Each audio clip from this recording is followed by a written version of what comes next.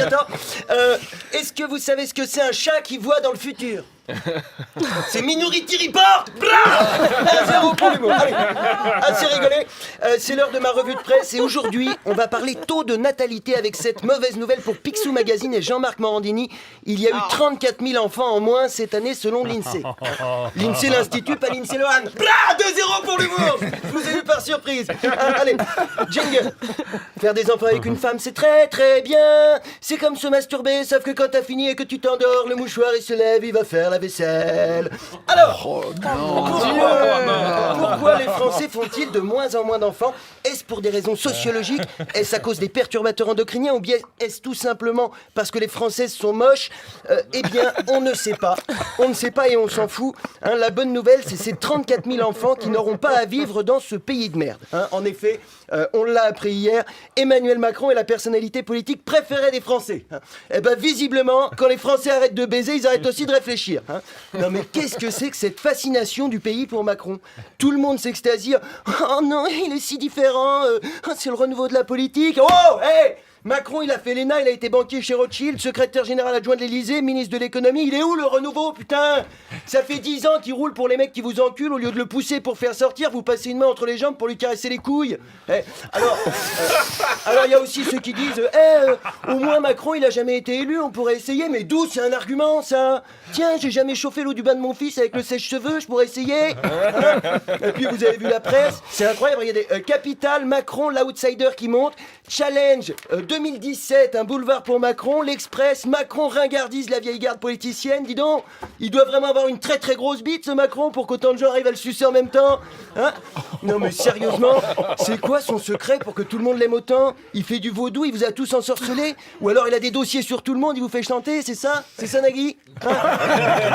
Quand il est passé à Bercy, il a gardé ta feuille d'impôt? Sûrement. Il a la vidéo où tu joues au docteur avec Michel Simès? Eh Michel, t'es sûr que t'es Torino à la base? Oui, pourquoi? Parce que là c'est pas le tympan, c'est la prostate. En plus, il se fout vraiment de notre gueule Macron. Je suis libéral, mais je suis de gauche. Libéral de gauche, ça veut dire quoi? Hein, il t'encule, mais les points de suture sont remboursés par la Sécu?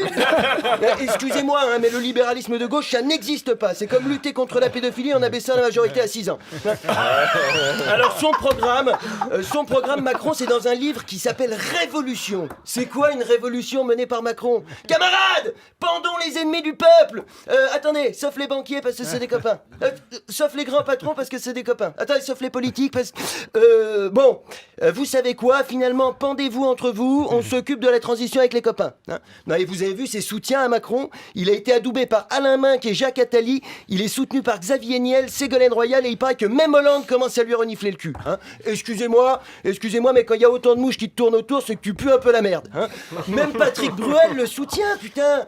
Alain Minc et Patrick Bruel. Tu mets les deux dans une poubelle, tu secoues, ça fait Michel Sardou. Hein? La seule raison pour laquelle j'irai dans un bureau de vote, c'est s'il y a un candidat soutenu par Karl Marx et Didier Super. Autant vous dire que ma carte électorale, elle est comme la femme de Macron, ça fait longtemps qu'elle a plus de tampons. Merci de m'avoir écouté. France Inter, Nagui, la bande originale. Attendez, j'ai une blague. Qu'est-ce que c'est un philosophe existentialiste qui retombe toujours sur ses pattes? Jean-Paul Chartres. Jean-Paul Chartres, bravo Daniel. Bon, c'est la première fois, bien joué. 1-0 pour l'humour. T'es fort, dis donc. Et je suis en pleine forme. Dans 4 minutes, je suis en congé pour 2 semaines. J'ai rempli mon sac avec du lubrifiant, du popper, c'est des capotes. J'arrive, maman. Hein, allez, c'est l'heure de ma chronique vacances. Jingle. Les vacances c'est très très bien. On bouffe tout le temps et on baise plein de meufs au lieu de travailler. En fait les vacances c'est comme un mandat de François Hollande. Sauf que les vacances c'est triste quand ça s'arrête. Alors, je vous cache pas qu'au niveau suivi de l'actu politique, j'ai un peu peur de partir 2 semaines. Hein, déjà quand j'écoute pas les infos pendant 1 heure, je rate 12 mises en examen, 5 déclarations de patrimoine douteuses et j'apprends que la fonte des glaces a séparé la Guyane du continent américain. Pour être au taquet sur l'actu, je ne lâche plus mon téléphone, je pisse avec une main, je mange avec une main, je conduis avec une main, je suis à ça de niquer Mélissa Torio. Hein. Non, ça change tout le temps. Ce matin, je me réveille, Valls vote Macron, qu'est-ce que vous voulez que je fasse? Merde! Macron, il a été rejoint par Bayrou, Valls, Le Drian. Et pour la 6ème République, c'est mal barré, mais pour le 8e jour, on est bon, hein? Non, sérieux, c'est l'enfer, j'arrive plus à suivre. Je quitte le bureau avec une chronique sur la veste de Fillon à 5 000, et quand j'arrive dans le studio, tout le monde parle de sa montre à 13 000. Le mec, en 100 mètres, il a gagné 8 000 €, putain. À part Usain Bolt, personne peut faire mieux. C'est pas une campagne, c'est un pain surprise, et pas de bol pour les invités, tous les sandwichs sont à la merde, hein. Entre Fillon, Le Pen, Leroux, il y a une nouvelle affaire toutes les 15 secondes. Le seul truc que j'ai encore le temps de faire jusqu'au bout, c'est baiser, hein. Il y a eu 10 burn-out et 3 suicides de stagiaires à l'AFP en un mois. Il n'arrive plus à suivre le rythme. Il est con, Pierre Ménès. Il suffisait qu'il lâche le foot pour le service politique, il les perdait en 2 jours, ces 45 kilos. Non, c'est incroyable. C'est incroyable la vitesse avec laquelle on se fait mettre. Tu veux porter plainte contre Fillon parce qu'il est en train de t'enculer, tu te retournes... C'est Le Pen qui a pris sa place avec un gars de ceinture. Tu te retournes pour crier au secours, bam! Tu te retrouves avec la bite à Macron dans l'oreille. Pardon, je croyais que c'était l'anus, je suis pas très fort en géographie. Non, sérieusement, on se fait tellement violer. Pour analyser la campagne, c'est pas des experts politiques qu'il faut appeler, c'est les experts Miami. Nom de Dieu, on a retrouvé 10 ADN différents dans le cul de cet électeur. Mais pourtant, ils sont 11 candidats. Oui, mais Mélenchon s'aimait tellement qu'il a préféré s'auto-enculer. Et le 23 avril, les candidats vont encore s'étonner parce que la moitié des électeurs se seront pas déplacés pour eux. Mais c'est normal, putain! Vous imaginez Natacha Campouche qui arrive à s'échapper, qui aperçoit enfin le soleil, l'herbe verte, les oiseaux, la liberté, et qui dit... Oh puis non, je vais plutôt retourner me faire baiser pendant 5 ans par un vieux blanc complètement déconnecté de la réalité, hein. Et comme d'hab, les politiques, au lieu de se dire « Tiens, les gens ne vont plus voter, et si on se remettait en question ?» Malin, hein, ils diront « Tiens, les gens ne vont plus voter, et si on rendait le vote obligatoire ?» C'est complètement con, hein. Si ma meuf ne veut plus me sucer depuis 3 semaines, je l'attrape pas par les cheveux pour la forcer, hein. Je me dis « Tiens, c'est peut-être parce que ça fait 3 semaines que je me suis pas lavé la bite, hein. » Non, je vous le dis, j'ai besoin de vacances. Tout ça. Oui. J'ai besoin de vacances, hein. Je deviens agressif. Dès que je vois une affiche électorale, je crache dessus. Hier, je m'énervais sur une affiche au hasard depuis 5 minutes à mettre des coups là, comme ça, là. Et là, il y a une petite voix qui me dit... Excusez-moi, mais je suis le vrai Philippe Poutou, j'ai pas assez d'argent pour faire des affiches, alors je reste debout à des endroits stratégiques avec un t-shirt voté Poutou. Mais j'étais désolé, moi. Je lui ai dit, oh pardon, monsieur Poutou, en plus je vous aime bien. Moi, le seul truc que je vous reproche, c'est de vous présenter à une élection présidentielle. Là, il m'a dit, c'est pas grave, j'ai rien dit au début parce que c'est la première fois qu'on s'intéresse à moi aussi longtemps. Bon, vous allez voter pour moi, hein, c'est important d'aller voter. Là, réflexe, bim! Je lui ai mis un chassé, je lui ai dessiné une moustache et une dent noire avec mon marqueur indélébile et je suis rentré chez moi. Merci de m'avoir écouté. Merci, Pierre Ménès. France Inter. Nagui. Allez, c'est rigolé. C'est l'heure de ma revue de presse et aujourd'hui on va parler de nos amis les vieux. C'est ma chronique 3e âge. Jingle. Alain Juppé, c'est très très bien. C'est comme un gentil papy qui sent le pipi et qui raconte des histoires sur les musulmans qui viennent manger nos enfants avec de la moutarde de Dijon. Et soudain, il fait une crise cardiaque. Sauf que malheureusement, Alain Juppé, il fait pas trop des crises cardiaques. Alors, dans ma série de portraits, les candidats à la présidentielle, j'ai décidé cette semaine de mettre un coup de projecteur sur Alain Juppé, même si dans l'absolu, je vous avoue que j'aurais préféré mettre un coup de projecteur dans Alain Juppé. Alors, Alain Juppé, pour ceux qui ne voient pas, hein, c'est le candidat de droite à qui il reste autant de cheveux que d'années à vivre. Le mec, il est grillé depuis 1995. Il a été condamné pour abus de confiance, recel d'abus de biens sociaux, prise illégale d'intérêt. Après, il a disparu. Il était en cavale au Québec. En 2011, il revient en ministre des Affaires étrangères. Et là, il a une idée de génie, attaquer la Libye. Alors depuis là-bas, c'est le chaos, c'est un champ de ruines. Le pays a été rasé. À croire que l'objectif final de Juppé, c'était que la Libye ressemble à son crâne. Toujours en 2011, quand on lui demande où en est l'offensive en Syrie, il déclare que les jours de Bachar al-Assad sont comptés. C'était il y a 5 ans. Le mec, il est aussi perspicace en géopolitique que Nadine Morano en tout. Et il arrive tranquille en se disant « Tiens, je serais pas mal en président de la République. » Ceci dit, ce serait marrant d'avoir un repris de justice comme président. C'est la classe. En fait, Alain Juppé, c'est un gangsta. Après sa condamnation, il s'est mis à la muscu, mais ça ne se voit pas trop, parce que c'est hyper difficile de muscler les os. Je suis sûr qu'il a un tatouage sur le torse. Enfin, vu comment sa peau pendouille, il doit plutôt avoir un torse sur le tatouage. Non, on le chambre parce qu'il est vieux, mais reconnaissez que s'il est élu, ça va coûter une blinde. Va falloir installer des monte-escaliers Stana partout à l'Élysée. Il a du diabète, 3 prothèses de hanche, et même son pacemaker a un petit pacemaker. C'est lui le trou de la sécu. Il a un dossier médical aussi épais que son casier judiciaire. Moi, je ne comprends plus. Je sais même pas ce que ces gens font là. Je sais pas si je vais réussir à terminer ma série de portraits politiques. Ça me déprime m'exprime trop. La semaine dernière, j'ai fait Sarkozy. Cette semaine, j'ai fait Juppé. Je crois que je gagnerais du temps si je faisais mes chroniques en direct de la maison d'arrêt de Nanterre. En plus, je serais même pas dépaysé de l'émission de Nagui. Là-bas aussi, je serais entouré d'Arabes. Sérieusement, où est-ce que ça a merdé pour qu'on se retrouve avec des candidats comme ça? Hier, Juppé, il disait que les réseaux sociaux, c'est la poubelle de l'univers. Eh ben, c'est vrai. J'ai vérifié sur Twitter, il a bien un compte officiel et 400 000 abonnés. Vous vous rendez compte? Il y a un Français sur deux qui pense que ce mec fera un bon président. C'est ridicule. Imagine le quinquennat. Premier jour, passation de pouvoir entre Hollande et Juppé. Deuxième jour, zut, il faut refaire les élections. Alain est mort en trébuchant sur son torse. Son programme, c'est supprimer l'ISF, supprimer les 300 000 fonctionnaires, supprimer le droit du sol, supprimer les 35 heures, supprimer la retraite à 62 ans. Moi, mon programme est plus simple, supprimer Juppé. Alors, quant à nous, on se retrouve la semaine prochaine pour ma rubrique Soins du corps. Et je vous expliquerai comment bien préparer le terrain pour les seconds tours des présidentielles en commençant dès maintenant à vous mettre des doigts. Merci de m'avoir écouté. J'ai une blague. Qu'est-ce que c'est François Fillon qui fait miaou?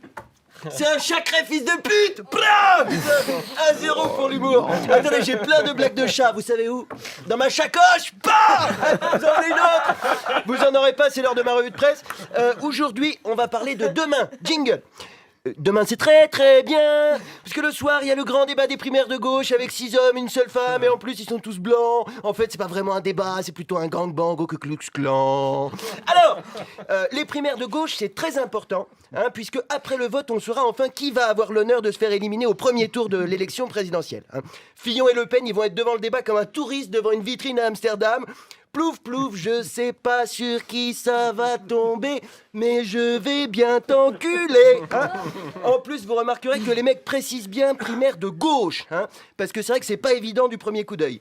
Quand sur un poulet basquez sous vide, ils se sentent obligés d'écrire avec du vrai poulet dedans, parce que ça se voit pas directement, tu te méfies, tu sens quand même qu'on va te faire bouffer de la merde. Moi, j'aurais été ministre sous Hollande comme Valls, Payon, Hamon, Pinel et Montebourg, je serais gêné de participer à une primaire de gauche. J'aurais l'impression d'être à la frontière thaïlandaise, déguisé en bénévole de Médecins du Monde avec 50 kilos de coke dans ma valise et une fausse moustache qui se décolle. Non, je serais pas bien. J'aurais des sueurs froides, je serais merde, ça va se voir que j'essaie de les niquer, je vais me faire griller. Mais même pas, putain! Les mecs, ils assument complètement, aucune gêne, pas une boule au ventre, pas une goutte de sueur sur la tempe, on dirait Kaiser Soze qui a mis du Ménène 48 heures.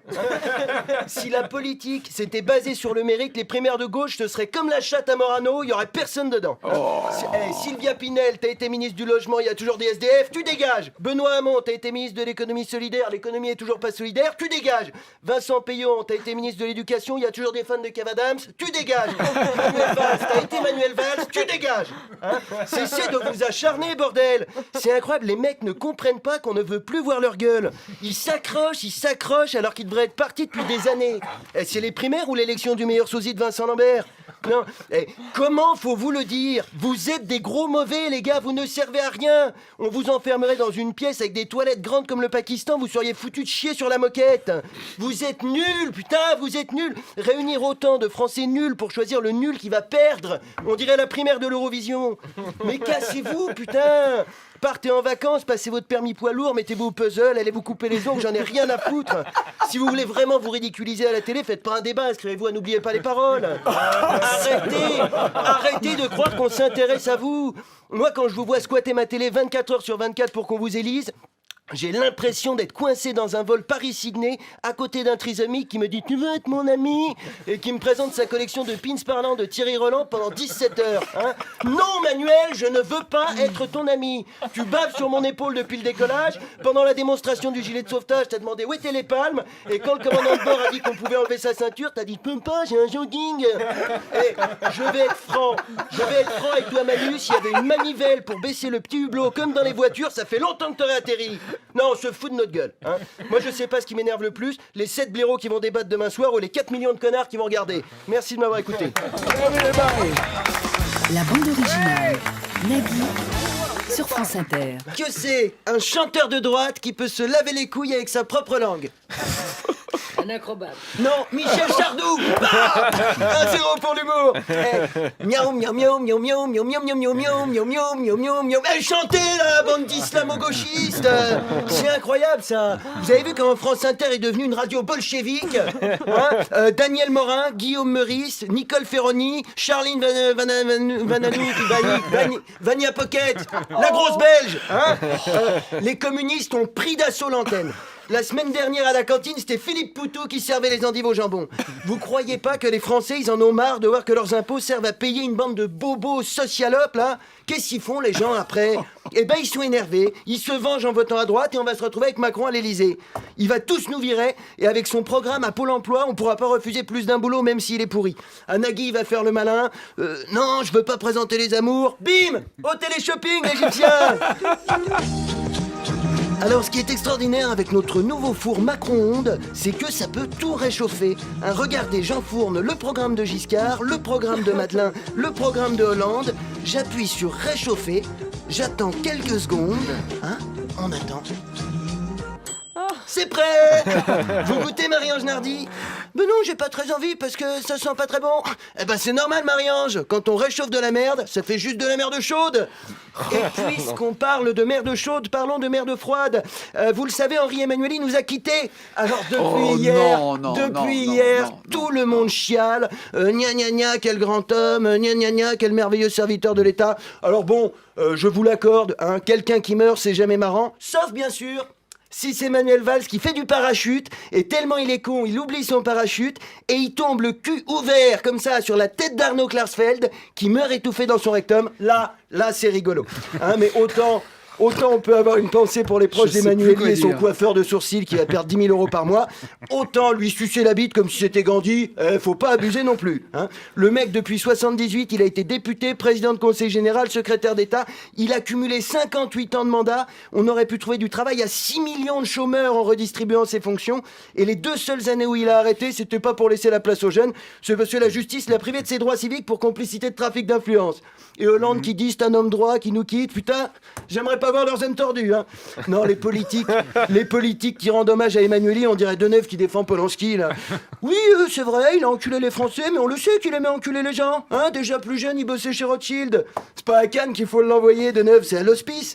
Il paraît que Bruno Leroux, il a un poster dédicacé d'Emmanuelli au-dessus de son lit, et il se murmure que François Fillon a préparé un petit texte pour l'oraison funèbre. Henri, avant je croyais que la fonction publique c'était servir les Français. Grâce à toi, j'ai compris que c'est aussi se servir des Français.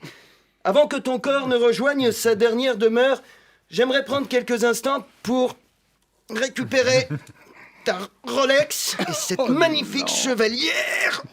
Putain, t'as les doigts qui ont gonflé, mon salaud. Amen. Hein, non, j'aimerais bien comprendre pourquoi, dès qu'un homme politique meurt, il devient génial.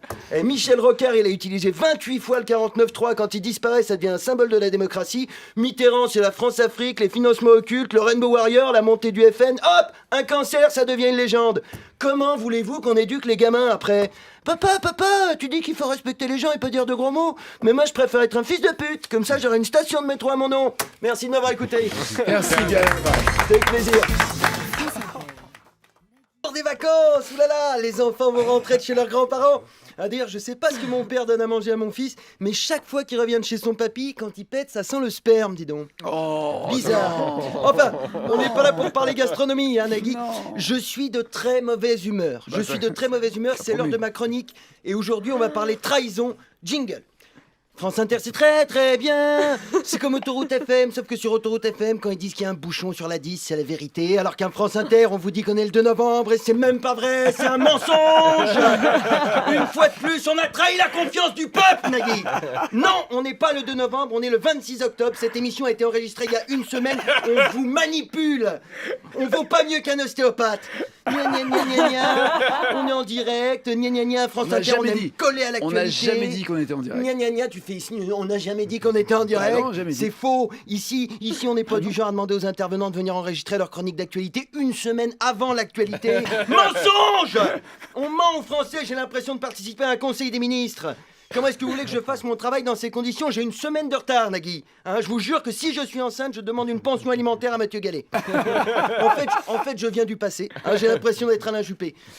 Non mais, sérieusement, pour l'instant, tout va bien. C'est pas si grave d'être en différé, mais imaginez qu'entre l'enregistrement et la diffusion de l'émission, il y a un connard qui se fasse exploser dans une école en tuant des dizaines d'enfants. Hein, qui sera là pour vous faire rigoler? Hein, qui sera là pour dire « Oh là là, vous avez vu, les terroristes, ils sont de plus en plus intelligents. Maintenant, ils sautent des classes. » Hein, qui sera là pour faire des blagues sur les bulletins?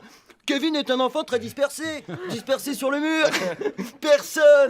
Personne ne sera là pour soutenir les parents avec des plaisanteries réconfortantes. Bon, alors, évidemment, hein, je prends un exemple dramatique pour illustrer, mais il pourrait aussi se passer des trucs super. Hein, Manuel Valls pourrait être dans l'école au moment de l'explosion, par exemple. Hein, et imaginez, par exemple, si Patrick Balkany va en tôle. Ça pourrait arriver. Qui sera là pour faire péter le champagne à l'antenne pendant qu'il se fait péter la rondelle à Fleury-Mérogis? Hein, il a pu se passer des milliards de choses en une semaine. Si ça se trouve, par exemple, l'épidémie de gastro a dégénéré, tout le monde a attrapé le virus. Il y a des pénuries de papier toilette partout. La France est ensevelie sous 2 mètres de chiasse. Hein, on ne peut se déplacer qu'en bateau. François Hollande a déclaré l'état d'urgence. Il a fait un discours magnifique au Bourget. Il a dit « Nous sommes en guerre et mon ennemi n'a pas de visage. Mon ennemi, c'est le caca !» Après, il a glissé, il est tombé dans une rivière de merde. Il s'est noyé en criant « Au secours, aidez-moi, je suis emporté par mon bilan !» Heureusement, après 17 secondes de deuil national, Cazeneuve a repris le flambeau. Maintenant, les gens qui se lavent pas les mains avant de manger des cacahuètes sont fichés S. Et les Républicains vont encore plus loin. Ils veulent retirer la nationalité à tous ceux qui pètent dans le métro. On est à 2 doigts de la guerre civile. 2 doigts. Hein, y a un groupuscule terroriste qui sème la panique parce qu'ils tirent pas la chasse. On les appelle Daesh. Hein, ils ont des recruteurs partout. Ils ont infiltré le réseau des dames pipi. Quand ils trouvent des infidèles qui chient dur, ils les envoient s'entraîner en Inde. Ils les obligent à boire l'eau du robinet. Avec des méthodes comme ça, le Bataclan, il aurait fallu plus d'1 an pour le nettoyer. Hein, je vous le dis, on ne peut pas se permettre de faire des émissions en différé. En une semaine, le monde peut basculer. D'ailleurs, si ça se trouve, à l'heure où vous m'écoutez, Nagui a prêté allégeance à Daesh, hein, ou pire, Al-Qaïda, hein, on ne sait pas. Du coup, l'émission a été supprimée, ils diffusent même pas ce que je suis en train de vous lire. En fait, cette chronique n'existe peut-être pas. Hein. Et c'est pas plus mal. Merci de m'avoir écouté. France Inter. Bravo. La bande originale avec Nagui. Comment il pense à tout ça? Ouais, mais je préfère pas savoir. Vous connaissez le point commun entre ma femme et sa robe de mariée? Non. Plus personne rentre dedans. Oh non, Allez. non. Assez rigolé, Nagui. C'est l'heure de ma revue de presse et aujourd'hui, on va parler socialisme. Jingle. Les mauvaises nouvelles, c'est très très bien. Après, on est triste et on pleure comme des femmes. Alors, on a le mascara qui coule sous nos petits yeux tristes. On se transforme en panda. On peut se nourrir exclusivement de feuilles et de bambou. Et on devient éco-responsable. Alors, c'est dingue, hein, j'ai l'impression d'être cancérologue. J'arrive, je m'assieds dans le fauteuil et je dis bon, j'ai une mauvaise nouvelle. Hein. Après la loi de surveillance généralisée, après l'état d'urgence permanent, après l'amendement sur le secret des sources, après la réforme pénale, après la garde à vue de journalistes indépendants, le socialisme vous présente le fichier TES. Wouh! Et c'est quand même magique. Hein, les mecs, tu leur files le pouvoir 5 ans pour qu'ils réduisent les inégalités. Tu ressors avec la loi El Khomri, 5,5 millions de chômeurs et la boîte à outils du parfait petit gouvernement totalitaire. Et Hollande, c'est Kim Jong-un, sans les yeux bridés et sans le charisme. Alors, le fichier TES, Ça va, non le fichier TES, qu'est-ce que c'est? Ouais. Eh bien, c'est un grand fichier hein, qui regroupe toutes les informations relatives à un individu, votre adresse physique, électronique, le nom de vos parents, la couleur de vos yeux, de vos cheveux, votre taille, votre photo et le diamètre de votre anus. Hein. Et vu le diamètre actuel, je sens que ça tiendra pas sur une feuille A4. Dans le fichier, il y a aussi les empreintes digitales et anecdote amusante hein, sur les empreintes digitales de Manuel Valls. On retrouve un peu de l'ADN du cul de tous les Français. Hein. Alors, la mise en place du fichier est passée en scred, un peu un dimanche de Toussaint et en même temps c'était raccord. Le jour de la fête des morts, ils ont définitivement enterré le socialisme. Ah, parce que je les entends déjà, hein, les fils de pute qui vont me dire « Ouais, mais en même temps, moi ça me dérange pas, le fichage, j'ai rien à me reprocher. Hein, » Et si demain il y a un mec qui coule le vagin de toutes les femmes avec du fil de pêche, ils vont dire « Ouais, mais en même temps, moi ça me dérange pas, le cousage de chatte, je mets jamais de tampax. Hein. » Non, et comment on fait, sérieusement? Comment on fait s'ils promulguent une loi qui ordonne de mettre dans des camps tous les gens qui font moins d'1m37? Qui va présenter l'émission? Non, les histoires de fichage géant, ça se termine toujours comme un Jackie et Michel. À la fin, on s'en prend plein la gueule.